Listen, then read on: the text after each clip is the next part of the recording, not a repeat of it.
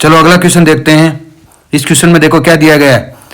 देखो एडी हमें दे रखा है 12 सेंटीमीटर, ए बी कितना दे रखा है हमें, ये भी दे रखा है हमें 20 सेंटीमीटर, ए हमें कितना दे रखा है 10 सेंटीमीटर। और हमें ज्ञात क्या करना है, इसी भुजा को ज्ञात करना है। हमें बताया ये 123 डिग्री का है, तो ये सर देखिए कोण युग्म बनाते हैं। रेखा के एक की ओर बने कोणों का योग कितना होता है 180 डिग्री। ये कितना हो गया 57 डिग्री, ये 57 डिग्री हो गया। ये वाला कोण इस बड़े वाले त्रिभुज में, इससे बड़े वाले त्रिभुज में और इस छोटे वाले त्रिभुज दोनों में आ रहा है, तो एक कोण दोनों में कॉमन है, एक कोण बराबर हो गया। तो दो कोण बराबर होने पे ये दोनों त्रिभुज क्या हो गए, डबल ए कसौटी से क्या हो गए, दोनों समरूप हो गए। और समरूप त्रिभुजों में संगत कोणों की भुजाओं का अनुपात क्या होता है, समान। देखो 57 के सामने वाली भुजा हमें बड़े वाले त्रिभुज में 57 के सामने भुजा है AC। छोटे वाले त्रिभुज में 57 के सामने वाली भुजा कितनी है 12 सेंटीमीटर। बाद में बड़े वाले त्रिभुज में देखो इस कोण के सामने वाली भुजा कितनी है 20। पहले हम बड़े वाले त्रिभुज के ऊपर भुजा लिख रहे हैं, तो ये ध्यान रखना है, बड़े वाले त्रिभुज में ऊपर भुजा लिख रहे हैं तो अगले अनुपात लिख रहे हैं वहां भी वही भुजा ऊपर रखेंगे बड़े वाले त्रिभुज की।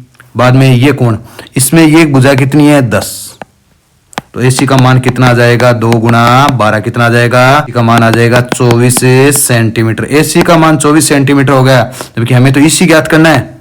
तो पूरा कितना है 24 सेंटीमीटर, तो ये 10 भुजा कम हो गई, तो कितना बचा 14 सेंटीमीटर। अगले क्वेश्चन का सॉल्यूशन देखते हैं। अगला क्वेश्चन देखो, एक इंटरेस्टेड क्वेश्चन है। देखो एक शूटिंग प्रतियोगिता में एक लक्ष्य को भेदने के लिए A की प्रायिकता 1/2 है, B की प्रायिकता 2/3 है, C की प्रायिकता 3/4 है। यदि वे एक साथ लक्ष्य को भेदने वाली गोली चलाते हैं, उनमें से किसी एक के लक्ष्य भेदने की प्रायिकता क्या होगी।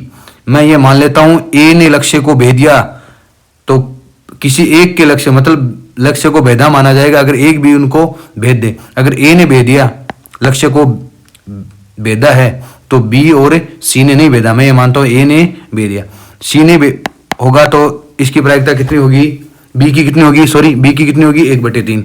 और C ने भी लक्ष्य को नहीं भेदा, तो क्योंकि किसी एक को ही भेदना है 1/4।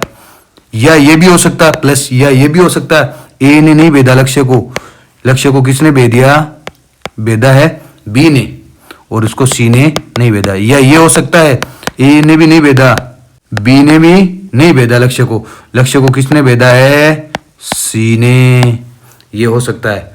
तो इनकी प्रायिकता क्या होगी, अब इनको जोड़ कर दो, इनका जोड़ कर दो, क्या होगा।